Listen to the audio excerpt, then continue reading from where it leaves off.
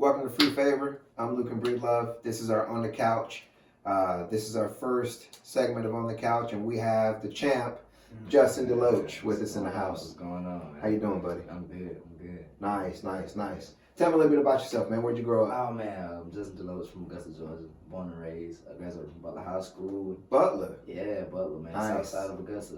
That whole area, man. South side of Augusta. That's where I started from. Nice. How'd you get into boxing? In the neighborhood. Funny story, man. I just I knew I was gonna do something. You know what I'm saying? But it was crazy because my stepfather at the time. I ain't even gonna say stepfather. My dad at the time. I was at the bus stop and I wanted to go to the school dance, and they wouldn't let me go, so I had to go take it out on somebody. So I beat this kid up at the bus stop, and I went home, and I was like, I just got suspended off the bus. They didn't even let me on the bus. You know what I'm saying? They suspended me before I even got on the bus. Like, you gotta get sick to school. So my dad was like, man, I'm signing him up for boxing, and that's where it all started. Nice. So how many years have you been boxing? Man, I've been boxing, going on 18 years, 18 years. Wow. So when did you turn pro? I turned pro 2013. Well, 2013, straight out of high school. I graduated 2012. Yeah, that was that time. I was like, man, either I'm gonna box, I'm gonna be a firefighter. You know what I mean? I just had box. Yeah. Or a firefighter. Yep. Those were the choices. That was my choices. I had already because I had got worried, man. It was crazy because I knew it was gonna be two of the things. I applied for the fire department in high school, like my last, cause I was like, I ain't going to college, like I'm a box. Like I told my guidance counselor, she was like, Justin, you ain't getting no college applications, you ain't taking SAT. I said, I'm a box. That's what I told her. I said, I'm a box. And she was so mad at me because, at Butler, like we was a family. Like she was like our mom, our guidance counselor, Ms. Rocker. And I said, I'm a box. I'm not doing that. And so in the process of me figuring out the boxing, I was like, well, I always want to be a firefighter. So if I start firefighting, boxing is gonna happen some kind of way. So I actually got on. I took my test. I did all the tests. I did my physical test. I did the ladder test. I did my written test, and I got the job. And I got a call to go box. So how do you make it on the big stage? I mean, there's a lot of guys that decide to be professional athletes. Yeah. One guy out of 20,000 make it. Yeah. How did you make it to the big stage? Oh man, I'm gonna start off saying talent. You get noticed by talent. You know what I'm saying? And then once you get noticed by talent, people start seeing you. They see you and they want to be a part of that. So I got scouted out by Tom Riders. I started with Tom Riders at the Boxing Club. He sent me out to Ronnie Shields. Ronnie Shields, as soon as he seen me the first jab, he said, "This kid can fight." I want him. How old is he? 18. We got to get this kid with Al. He made a call on Al. He just said, hey, it was crazy because he said, Justin DeLoach, Augusta. And Al was already in without seeing no film, no nothing. Because a lot of people don't know, but Vernon Forrest was Al's first fighter. Oh, wow. Yeah, that was his first fighter. Did not know so that. He got a strong passion for Augusta, period. You know what I mean? And Augusta's such a small place. Yeah. And then you got these big names coming out of Augusta. Facts. You got Paul and Vernon Forrest. Yeah. Both those guys fought on a big stage out of Augusta, Georgia. Yeah. And now we got Justin DeLoach. Exactly. Nice. That's how that ended up happening, man. Just networking and all these years I was like, man, I knew Vernon as a kid, but we never had hands on. But man, I know he planted the seed for me. You know what I'm saying? And they end up growing into. So, what's your record right now? As a professional, I'm 19-5, 19 wins, 5 losses, 10 KOs. 10 KOs. Mm-hmm. What's your goal as a boxer? Where do you see your career going? Oh man, definitely as of course, every fight I want to be a world champion. I kind of took that role and was like, man, a people champion. I got a purpose to fight. All my life been a fight. You know what I mean? I've always been an underdog. You know what I'm saying? Even when I'm the top dog, I'm an underdog. You know what I'm saying? So my purpose is to be the people's champion. Like I always said at the beginning, boxing is my platform. You know what I mean? I know my. So when you say that you want to be the people's champion, what does that mean? Because there's obviously there's going to be some people that watch this and don't understand what you mean by that. So what do you mean by the people's champion? The people's champion is knowing every time I get in the ring is fighting for hope, fighting for I can't even you start off as a dream but make it a reality. You know what I mean? Mm-hmm. Fighting for the kids that was counted out. You know what I'm saying? Not the kids, the people that was counted out. You know what I'm saying? People's champion, knowing that I'm fighting for the people. You know what I'm saying? It's no business like when I get in the ring. kind of look at myself just like an activist, you know what I'm saying, Mhm. for hope. You know, activist for yourself. I'm fighting to help you beat yourself because it started with us first. You know what I mean? So, and that's what I mean when I said people trying to let you know you can beat your own thoughts. Nice. So there's a couple of things before we move forward that we kind of got to put on the table. Right.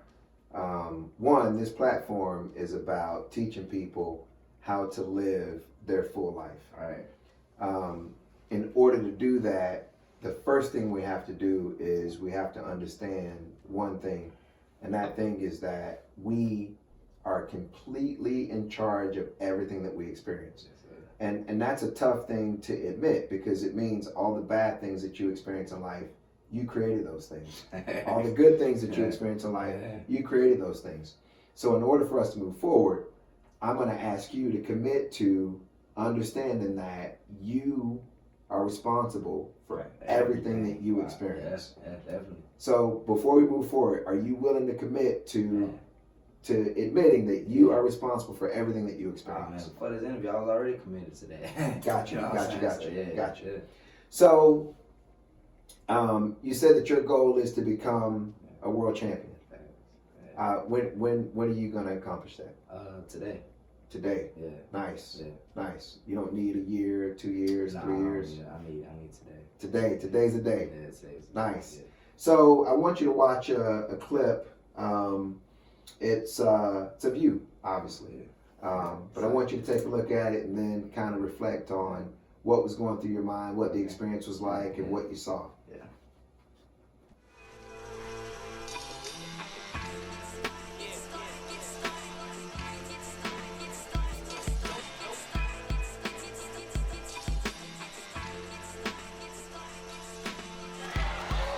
4 or 5 punch rally that time by DeLoach. And a right hand dropped him. Big right hand. He spits the mouthpiece out. I don't know. 7, I don't know. 8, 9, 10. It's over. That's it. One right hand and it was over.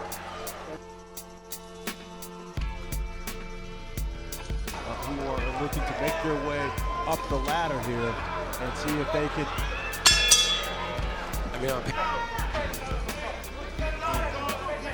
Traditionally can be a bit of a slow starter. He's on Bounce TV. Nice left hand there from DeLoach.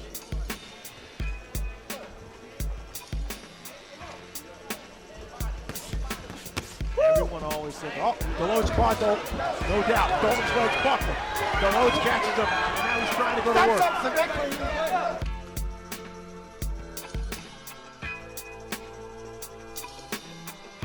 And let me tell you something, Navarro, he loves that right uppercut. Down he goes. DeLoach, quick counter. He's hurt bad. 5, 6. As you're saying, Joe, absolutely. Jack Reese will let this go, but he is on unsteady legs. Right hand, straight left, up the middle. Navarro in all trouble, and down he goes. Right hand from DeLoach. 4, 5. That's it. Let me tell you, DeLoach. Jack Reese said that's enough. He was counting and eventually took a good look and he stopped it. Justin DeLoach. Justin DeLoach looks revitalized.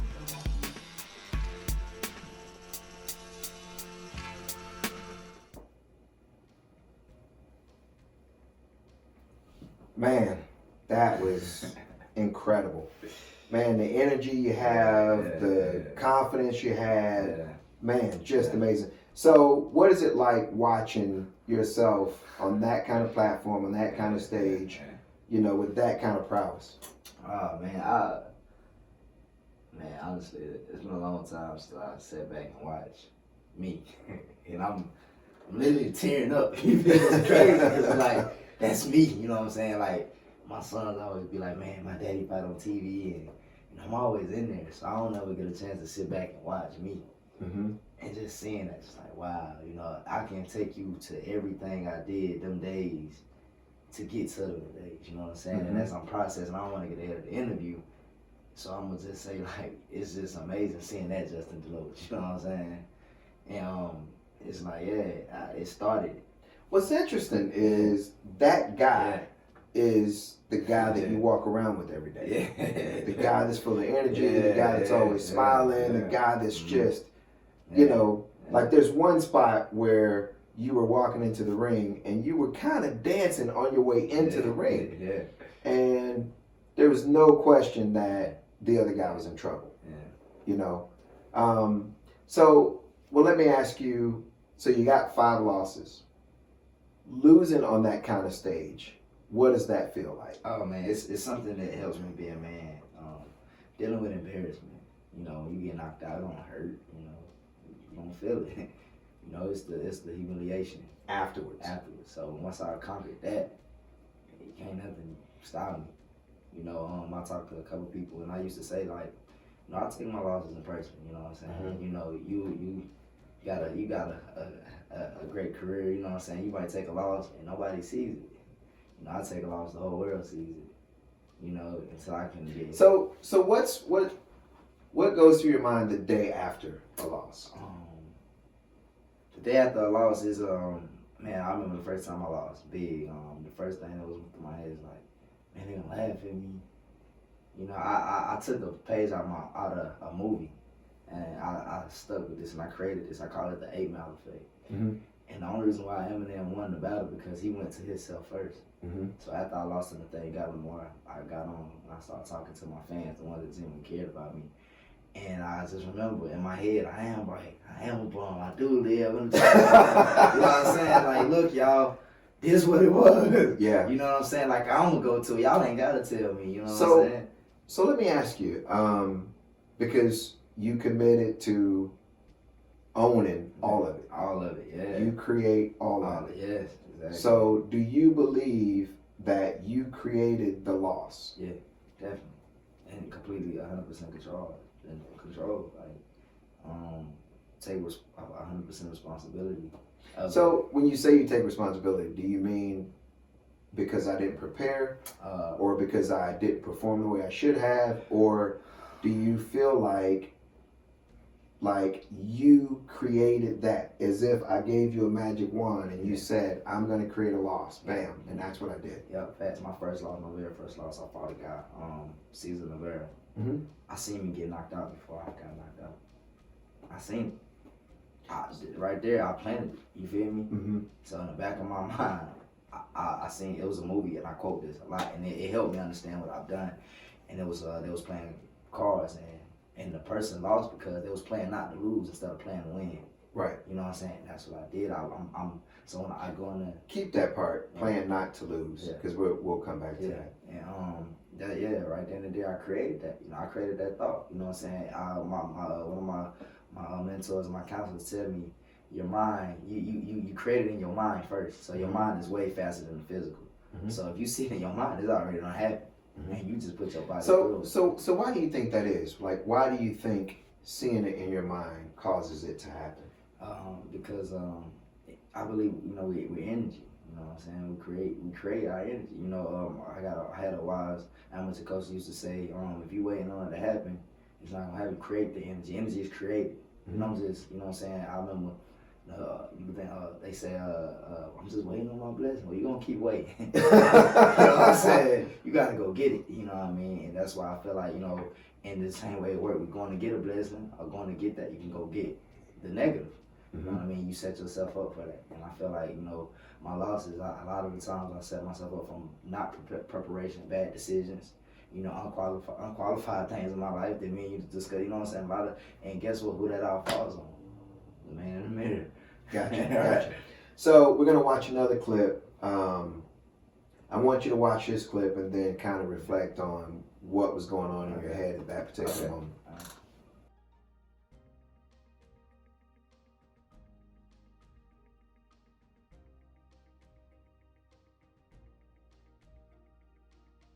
At all times, you must obey my commands. Respect the bell, okay? Golpes, aquí bueno, debajo no. Your punches right here are good, below that no. So keep both at the top, okay? Todo bien? Buena suerte. Justin DeLoach, who is coming off a defeat at the hands of Nate Gallimore, now trained by Tyrone Guy, who as his lead trainer. Meantime, for Jason Rosario, He's trained by Velvin Garcia, also a new trainer. So both guys going with brand new gentlemen, a part of as their head trainers. So we'll. So what's interesting about that is that guy is a completely different guy. Yeah.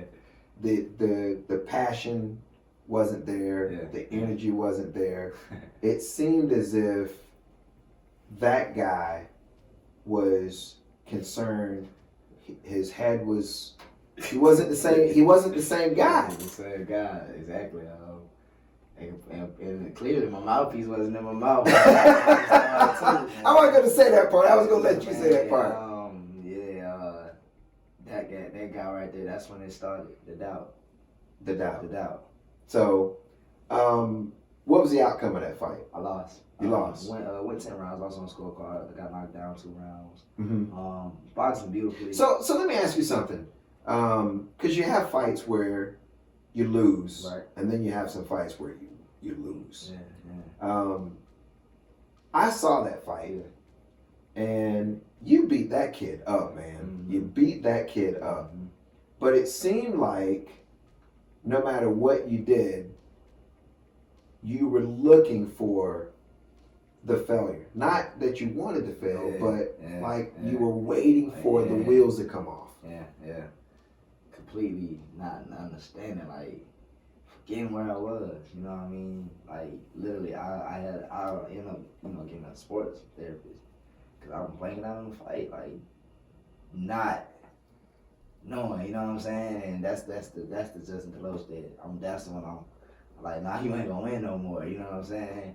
You got the big lights on, been here before, but I feel like that's all. It all falls on me, you know what I mean? Well, what is it like? What does it feel like when you are walking into the ring? So, I can only imagine what it's got to be like, right? Man. So everybody that's there in the building, they're there to see you fight. They're there to see you do your thing, and all of the stuff that led up to that particular moment.